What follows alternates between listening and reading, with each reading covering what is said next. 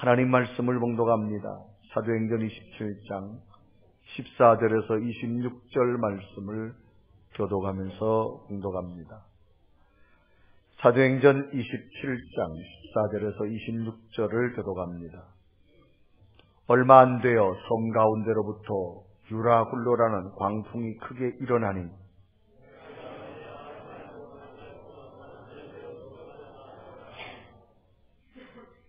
가우다라는 작은 섬 아래로 지나 간신히 거루를 잡아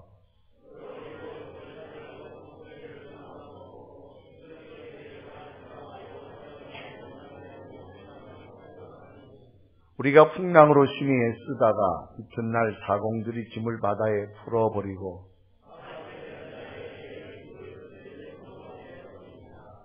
열흘 동안 해도 별도 보이지 아니하고 큰 풍랑이 그대로 있음에 구원의 여망마저 없어졌더라.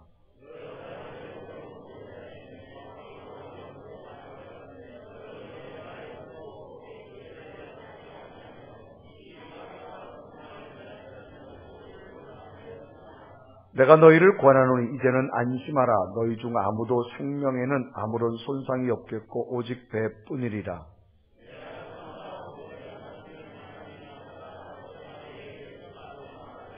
바울아, 두려워하지 말라. 네가 가이사 앞에 서야 하겠고 또 하나님께서 너와 함께 항해하는 자를 다 내게 주셨다 하였으니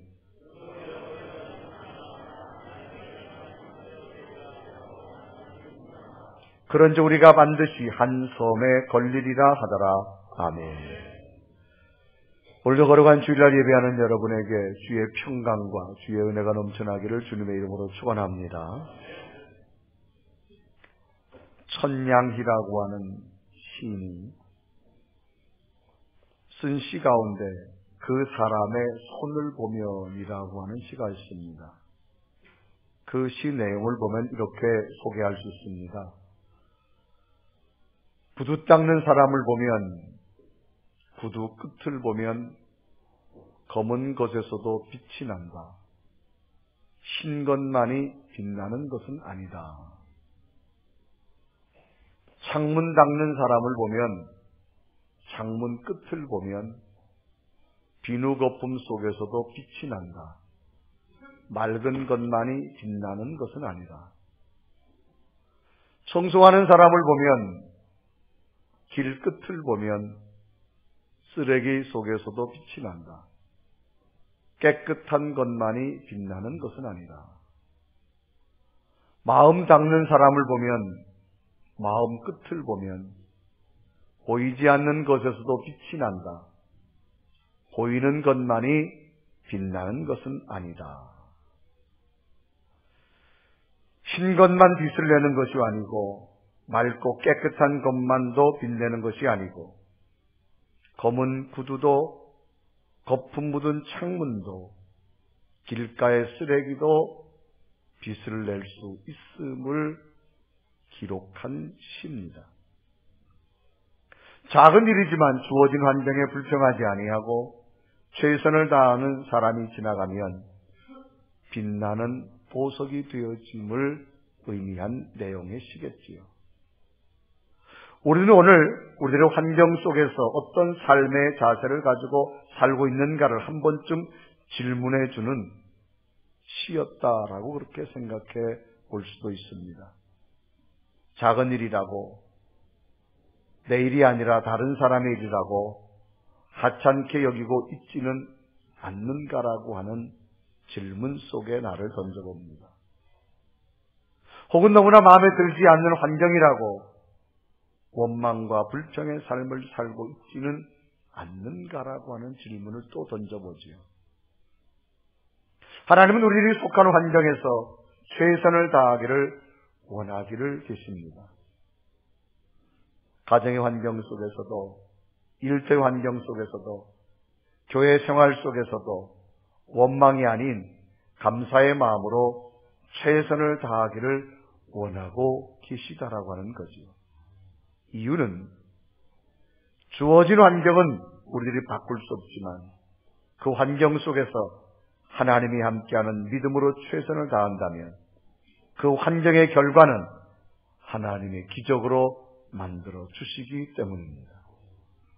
오늘 성경 본문은 너무나도 힘들고 절망적인 환경에서 하나님의 기적을 만들어낸 한 사람을 소개하고 있습니다. 이 사람의 이름은 바울이라고 하는 사람입니다. 원래 이 사람의 이름은 사울이었습니다. 이름의 뜻은 하나님 앞에 간구하다. 이 사람의 이름이 바뀌어집니다. 바울이라는 이름으로. 그 이름의 뜻은 작은 자라고 하는 뜻입니다. 사울이라는 이름을 가졌을 때 이 사람은 예수 믿는 사람을 잡아다가 옥에 가두는 자였습니다. 예수 믿는 사람은 이 사람의 이름만 들어도 경기할 정도입니다. 언제 잡혀갈까? 그런데 이 사람이 예수님을 만나고 난 다음에 복음을 전하는, 오히려 예수님을 전하는 전도자로 바뀌어집니다. 그래서 자신의 삶의 모든 것을 버려두고 복음을 전하는 전도자가 되어지는데, 누구 하나 가보지 않은 어떤 환경을 탓하지 아니하고 3차에 걸쳐서 전도 여행을 떠나게 됩니다. 많은 곳에 복음을 전도하다가 부딪히는 사람들 중에 하나가 유대인입니다. 당시 유대 민족 성전과 율법을 거슬리는 교훈을 가르치고 유대인들의 선동을 주도했다는 이유로 고소를 당하게 됩니다. 그래서 법적 재판을 받기 위해서 로마로 호송되어지는 일이 생깁니다. 이제 바울이 죄수의 몸으로 로마로 압송될 때에 지중해를 건너는 배를 타게 됩니다. 그 배에는 선원들, 선장, 일반 승객들, 로마 군인들, 특히 이 바울을 압송해가는 백부장 율리오라고 하는 로마의 장군이 있습니다. 그 외에도 많은 사람들이 타고 있었습니다. 바울은 이제 죄수의 몸으로 호송줄에 묶여서 가장 비참한 모습으로 배를 타고 항해길에 오릅니다. 그런데 이 배가 항해 중에 지중해의 큰 태풍인 유라굴로라고 하는 큰 태풍을 만나게 됩니다. 이 태풍은 하루 이틀이 아니라 무려 14일 동안이나 거센 풍랑을 일으킵니다. 14일의 큰 풍랑은 배 안에 타고 있던 모든 사람들을 죽음의 모습으로 만들어버리고 맙니다. 이제는 어떤 희망도 어떤 기대도 할 수 없는 최악의 상황입니다. 망망한 바다 한가운데서 하루 이틀도 아니라 14일 동안이나 거센 풍랑을 맞는다고 하는 것은 거의 죽은 목숨이나 다름없는 처절한 상황입니다. 이때의 장면을 성경은 사도행전 27장 20절에 이렇게 기록합니다. 여러 날 동안 해도 별도 보이지 아니하고 큰 풍랑이 그대로 있음에 구원의 여망마저 없어졌더라. 그렇게 기록합니다. 로마의 권력자인 율리오 장군도, 그 배의 주인인 선주도, 그 배를 항해하는 항해사들도 어떤 희망적인 길을 제시할 수 없는 최악의 상황입니다. 이 거대한 태풍 앞에서 죽는다고 하는 것은 너무나도 분명한 사실인 것을 받아들일 수밖에 없는 그런 현실입니다. 그런데 이런 절망적인 상황 가운데 누군가가 외치는 소리가 있습니다. 그 외치는 소리는 이런 소리입니다. 여러분, 우리 모두 살 수 있습니다. 여러분, 이제는 안심하시기 바랍니다. 이 말의 외침에 누구 하나 믿을 수도 없는 상황입니다. 그런데 이 말을 외친 사람은 그 배에서 가장 비천하고도 초라한 죄수의 신분이었던 바울의 외침이었습니다. 사도행전 27장 22절에 말합니다. 내가 너희를 권하노니 이제는 안심하라. 너희 중 아무도 생명에는 아무런 손상이 없겠고 오직 배뿐이라. 14일 동안 거센 풍랑 앞에서 이제 막 배가 좌초되기 직전인데도 안심하라고 말한 이 죄수인 바울의 모습. 배는 부서지지만 우리는 모두 살 수 있다는 말을 외칩니다. 상식적으로 안 맞습니다. 바다에서 배가 깨진다고 하는 것은 곧 죽음과도 같습니다. 너무나도 믿기지 않는 바울의 외침이었습니다마는 놀라운 사실은 이 바울의 외침대로 그 엄청난 14일간의 표류를 끝내고 무사히 모두가 살아날 수 있었다라고는 사실입니다. 결국은 바울의 외침은 당시 그 배에 탔던 276명 모두의 생명을 구하게 되어졌습니다. 사도행전 20장 37절과 44절은 기록합니다. 배에 있는 무리의 수는 전부 276명이더라. 그 남은 사람들은 널조각 혹은 배 물건에 의지하여 나가게 하니 마침내 사람들이 다 상륙하여 구조되더라. 그렇게 기록합니다. 바울 한 사람의 선포 때문에 276명 모두가 풍랑 가운데서 건짐받게 되어지는 사건입니다. 이제 바울은 죄수의 신분이 아니라 그 배의 지도자의 신분으로 바뀌어졌습니다. 풍랑에는 엄청난 자연의 힘을 평안으로 바꾸는 능력자가 되어졌습니다. 그러면 바울은 어떤 사람이었길래 그 누구도 알 수 없었던 절망적인 상황을 희망과 기적의 순간으로 만들 수 있었을까라고 하는 겁니다. 바울의 모습을 보면서 오늘 예배하는 모든 분들께도 엄청난 절망의 순간이 왔다 할지라도 새로운 희망과 기적의 순간들이 이루어지기를 주님의 이름으로 축원합니다. 그러면 바울은 어떤 사람이었길래 이 절망 속에서 안심하라, 그의 선포대로 하나님의 기적을 만들 수 있었을까라고 하는 겁니다. 첫째, 바울은 영적인 채널이 열려 있는 사람이었습니다. 이 바울이 사울이었을 때 이 바울은 예수 믿는 사람들을 박해하는 사람입니다. 법적인 권한을 가지고 예수 믿는 사람들을 잡아다가 다 감옥에 가두는 사람입니다. 그런데 다메섹 도상에서 예수를 만난 후에 이 바울에게는 하나님과 영적 채널이 열려지기 시작합니다. 그래서 하나님께서 바울에게 어떤 신호를 보내면 하나님의 소리를 항상 들을 수 있는 사람이 되어졌습니다. 바울은 지금 죄수의 몸으로 로마를 향해 가고 있습니다. 엄청난 풍랑으로 죽음의 기가 왔지만 바울은 하나님을 향한 영안이 열렸기 때문에, 영적 채널이 열렸기 때문에 엄청난 절망 속에서도 하나님의 희망적인 소리를 들을 수가 있었다라고 하는 사실입니다. 사도행전 20장 22절에 이르가지요, 내가 너희를 권하노니 이제는 안심하라. 너희 중 아무도 생명에는 아무런 손상이 없겠고 오직 배뿐이라. 23절에 또 기록합니다. 내게 속한 바 곧 내게 섬기는 하나님의 사자가 어제 밤에 내 곁에 서서 말하되 24절에 바울아 두려워하지 말라. 내가 가이사 앞에 서야 하겠고 또 하나님께서 너와 함께 항해하는 자를 다 내게 주셨다 하였으니라고 기록합니다.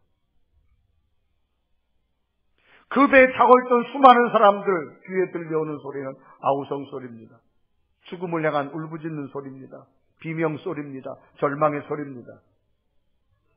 이런 중에도 바울의 마음속에 들려오는 소리는 이런 소리가 아니었습니다. 하나님이 주시는 희망의 소리고 하나님이 주시는 생명의 소리였습니다. 바울아 안심하라라고 하는 소리였습니다. 이제는 안심하라. 내가 너를 구원해 주겠다라고 하는 소리입니다. 똑같은 배를 타고 있었는데도 왜 바울에게는 이런 하나님의 희망적이고 생명의 소리가 들려왔을까라고 하는 겁니다. 그것은 바울에게는 하나님을 향한 영적 채널이 열려 있었기 때문입니다. 이렇게 설명해 볼 수 있겠지요. 지금 이 안에는, 이 공간에는 많은 전파들이 흐르고 있습니다. 많은 전파들이 있지만 채널을 어디에 맞추느냐에 따라서 그 전파가 내게 수신될 수 있습니다. 채널이 맞지 않으면 그 전파는 결코 수신되어지지 않는다라고 하는 거죠. 우리가 지금 가지고 있는 다 휴대폰이 보이지 않는 전파가 다 온다고 여러분에게 소리가 나지 않습니다.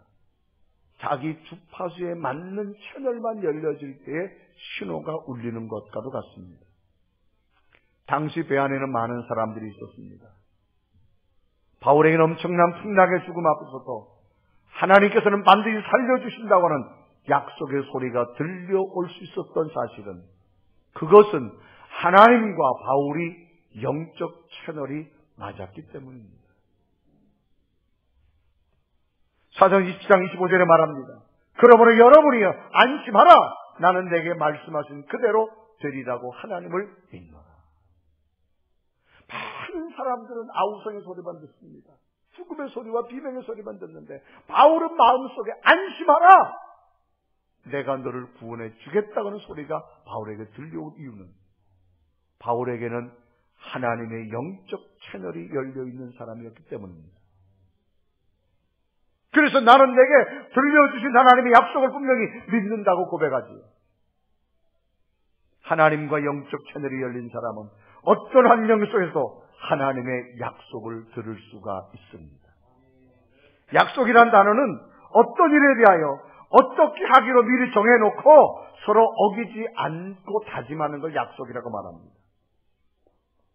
하나님은 인류 역사에 약속을 어긴 적이 없습니다. 그렇기 때문에 아무에게나 하나님이 약속을 주지 않습니다. 영적 채널이 열린 자에게만 하나님은 약속을 주실 줄로 믿습니다. 세계 선교 역사에 존경받는 한 분을 소개한다면 리빙스턴이라는 분이 있습니다. 이분은 아프리카에서 선교 사역을 했습니다. 의사였습니다. 또 탐험가로 활동을 했습니다. 16년 동안 아프리카 선교 사역을 하다가 스코틀랜드 본국으로 잠시 돌아오게 됩니다. 돌아와서 한 대학에서 강연을 하게 되어지는데 이때 이 리빙스턴의 몸이 아주 굉장히 불편한 상태입니다.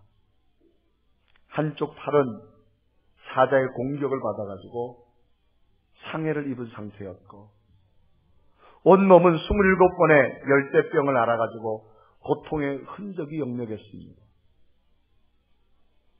강단에 서서 리빙스턴이 그런 말을 합니다. 여러분, 내가 그 아프리카에서 외로움과 고통과 어려움 속에서 나를 붙들어준 힘이 무엇인지 압니까? 라고 하는 질문으로 강연을 시작합니다.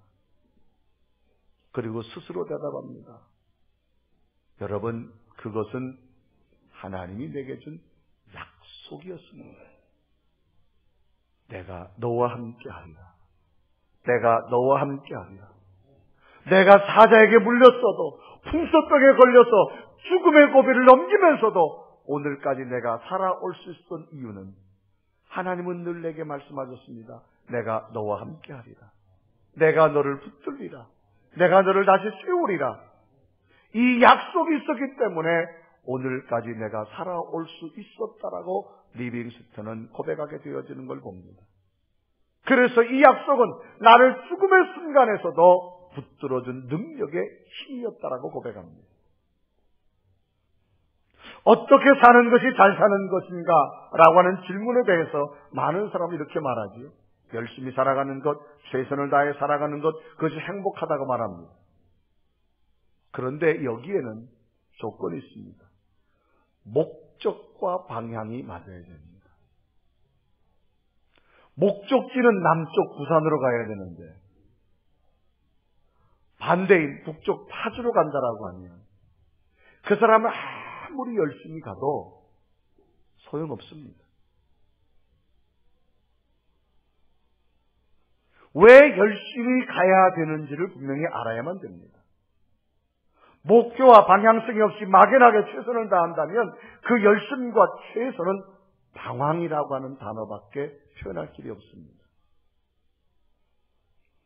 우리는 간혹 이런 질문을 한번 해볼 때가 있죠. 여러분 길을 가다가 옆 사람에게 이런 걸 한번 물어보면 뭐라고 그러겠습니까? 길을 가다 옆 분한테 왜 사세요? 그렇게 한번 질문해 본다면 그분이 뭐라 대답하겠어요? 막 쳐다보고 미친놈. 아마 그럴 거예요. 그런데 길을 가다가 그 사람한테 물어봅니다. 송파구청 어디로 가지요? 그렇게 물어보면 그분이 예.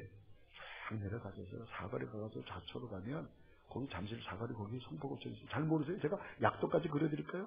아주 자세하게 설명해 줍니다.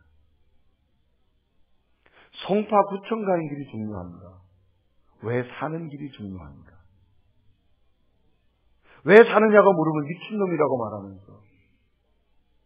송파구청 가는 길은 너무나 자세하게 가르쳐 줍니다. 사소한 것에 대해서는 최선을 다하려고 합니다. 정작 중요한 것은 최선을 다하지 못하고 살아가는 오늘 우리의 모습을 지적하는 이야기겠지. 사람들의 삶은 분명한 약속이 삶의 방향을 결정합니다. 성공적인 삶으로 살아갈 것이냐 아니면 실패적인 삶으로 살아갈 것이냐. 성경에는 수많은 사람이 등장하지만 모두가 다 성공적인 삶을 사는 것은 아닙니다. 실패적인 삶을 사는 사람들도 너무나 많습니다. 왜 두 차이의 모습으로 나타날까요? 그것은 하나님의 약속이 있는 자와 하나님의 약속이 없는 자의 차이입니다. 하나님의 약속이 있는 사람은 방향을 바로 갈 수 있습니다. 하나님의 약속이 없는 자는 방향이 없습니다. 자기 기준만 가지고 최선을 다하는 방황적인 삶을 살아갈 수밖에 없습니다. 성경에 보면 요셉이라고 하는 소년이 나옵니다. 야곱의 11번째 아들, 형들로부터 미움을 받아서 애굽의 노예로 팔려가지요. 억울한 누명을 써서 감옥에 갇히기도 합니다. 요셉은 이제 절망입니다. 어떤 희망이 없습니다. 그런데 요셉의 마음속에는 한 가지가 있습니다. 하나님께서 늘 요셉의 가슴 속에 두드려주는 음성입니다. 내가 너와 함께 하리라. 내가 너를 붙들어 주리라. 내가 너를 다시 세워주리라. 처절한 환경이지만 요셉의 가슴 속에 마음속에 두드려지는 그 음성을 듣고 요셉이 살았더니 하나님께서 요셉에겐 인간이 풀 수 없는 지혜의 능력을 줍니다.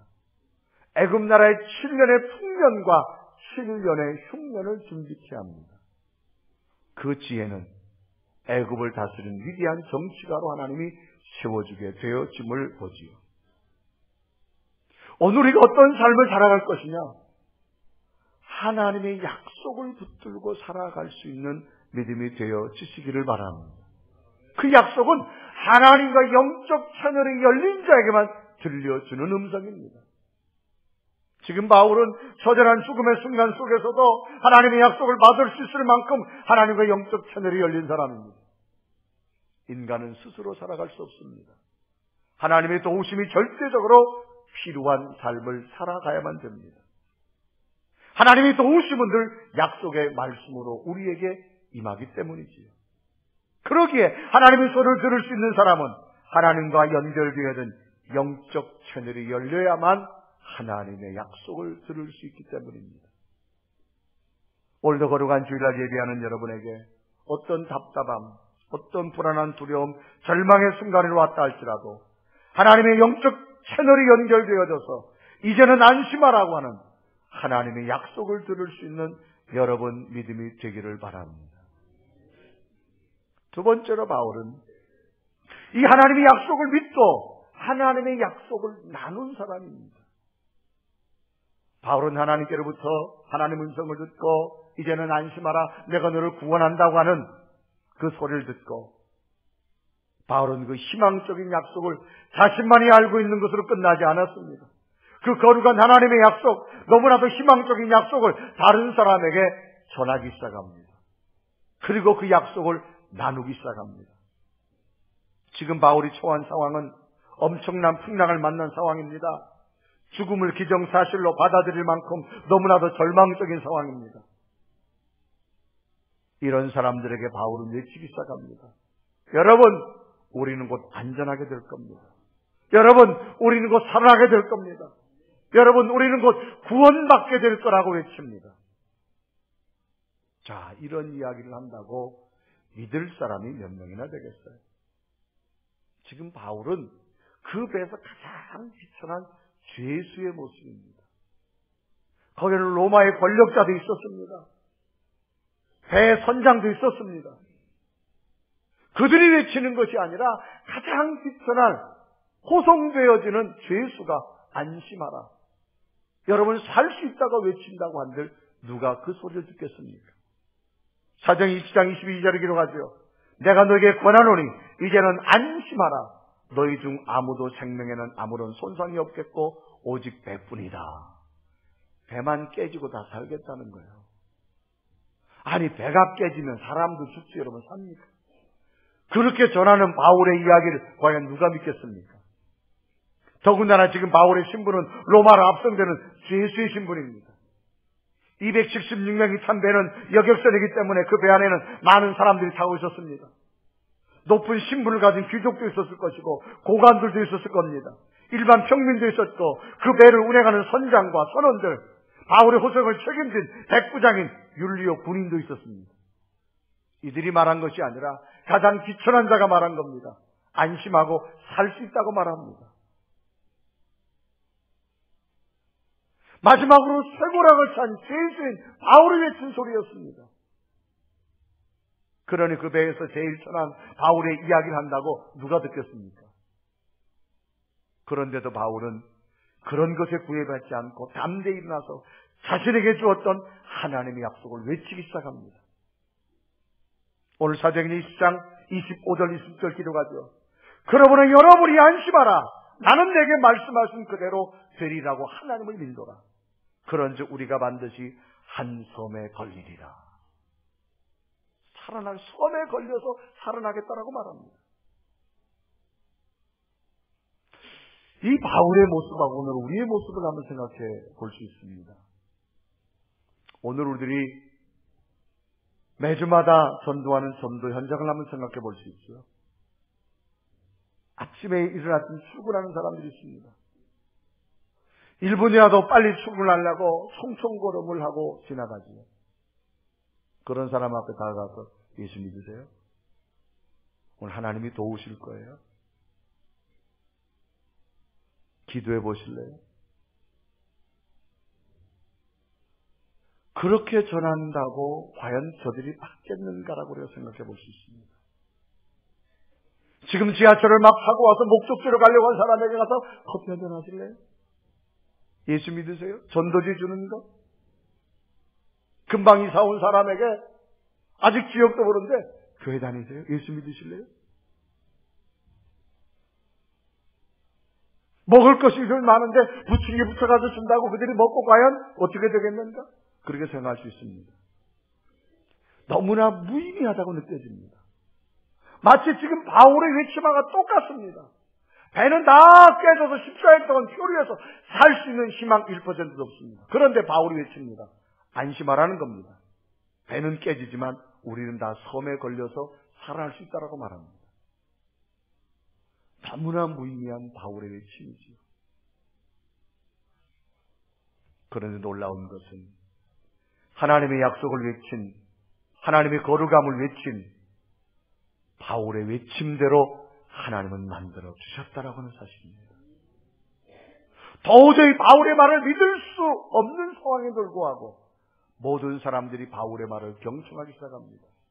그리고 바울의 말을 믿게 되고 떠나가서는 하나님까지 믿게 되는 현상으로 바뀌어지기 시작합니다. 더 놀라운 것은 하나님의 약속을 외치고 거룩한 것을 나눈 바울의 신분이 바뀌어지는 환경의 변화가 나타나기 시작합니다. 쇠사슬에 차고 있던 바울이 그 배의 모든 것을 지휘하는 지도자로 바뀌기 시작합니다. 풍랑이 심해서 며칠이 지나자 이제 사람들이 우왕좌왕합니다. 이제 풍랑이 길어져서 항해가 어려워지는 것을 그 배를 꺼는 선원들이 직감을 합니다. 그래서 선원들이 어떻게 하느냐? 닷을 내린 척하고 구명정을 내려가지고 자기들이 도망을 가려고 합니다.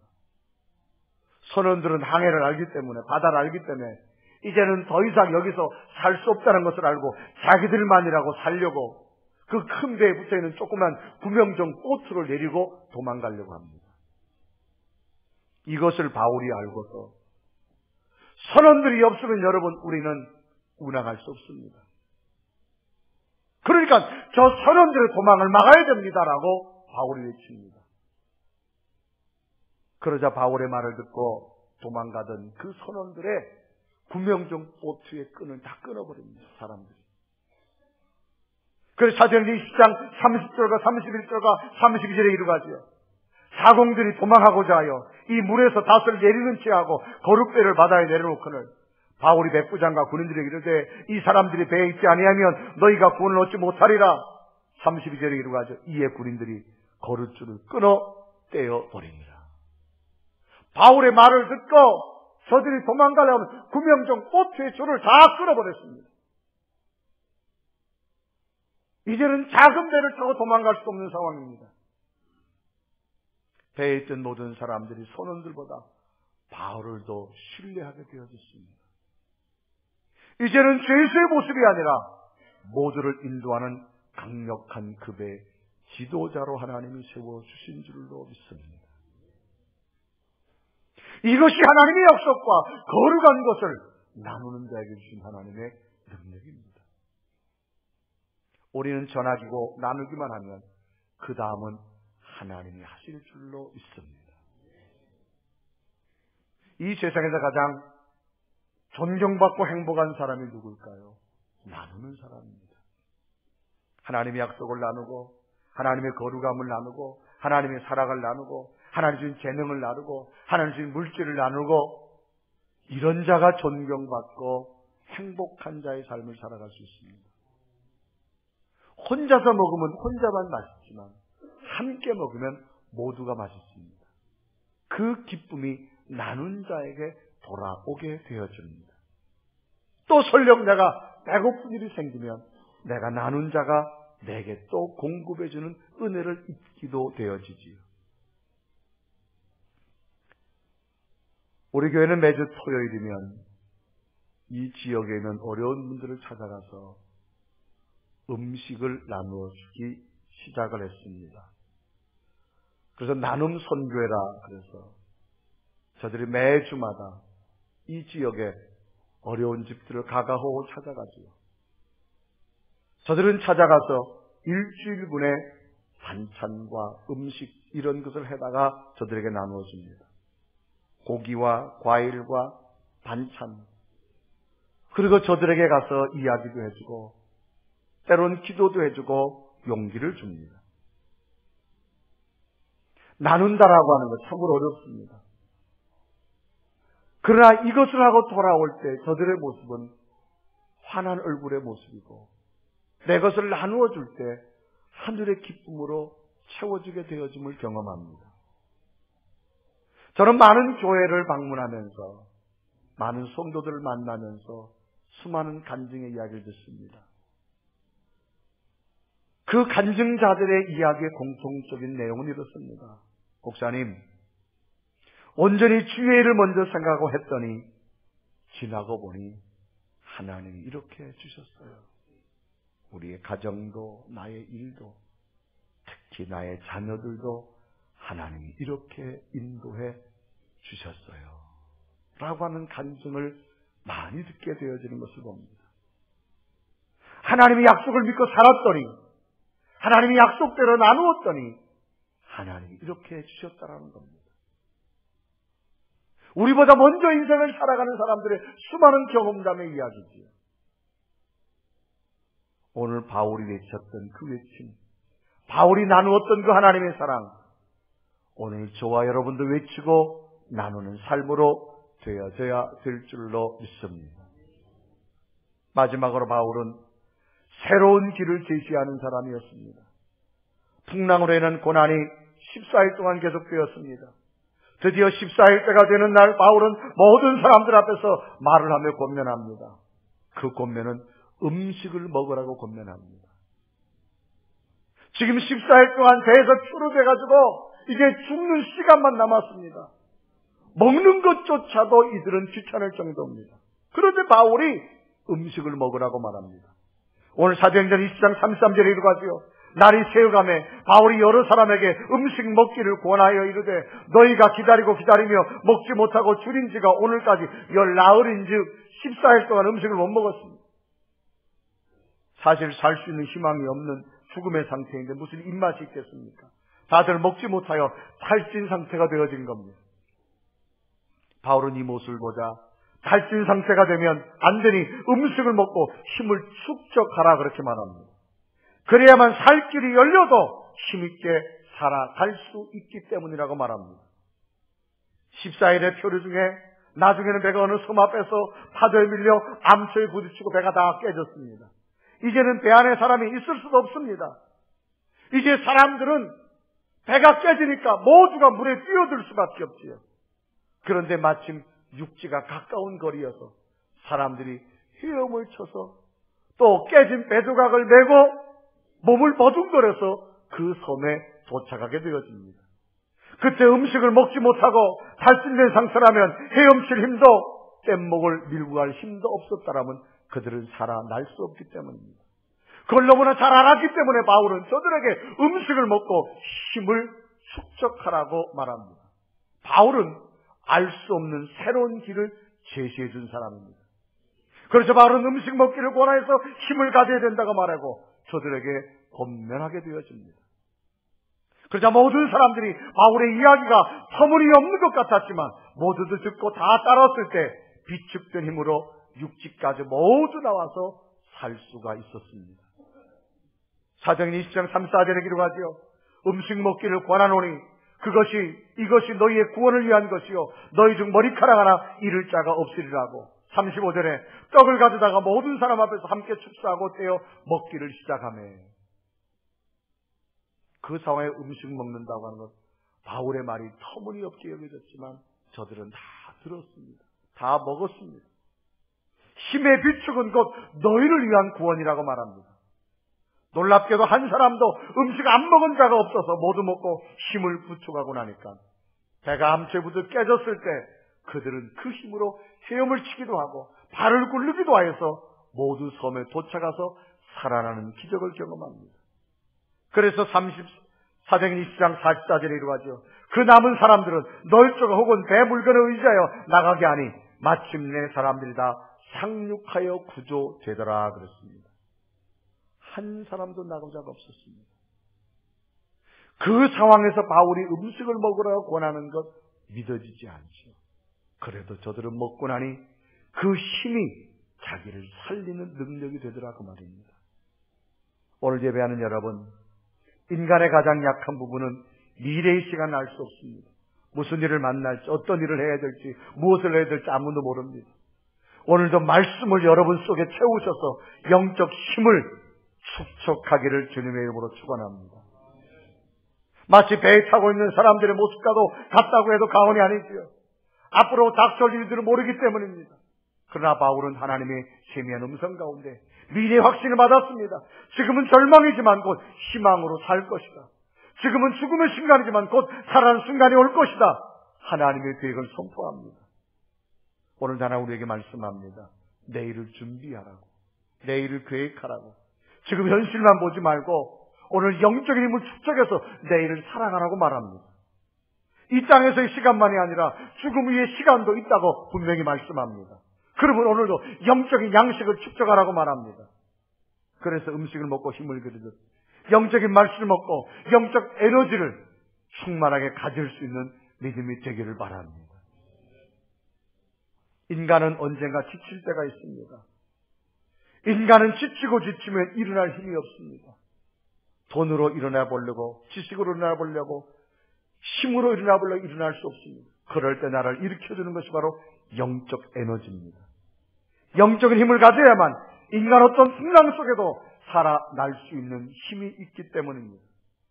영적인 힘이 없으면 인간과 사단에게 넘어져 버리고 말기 때문이지요.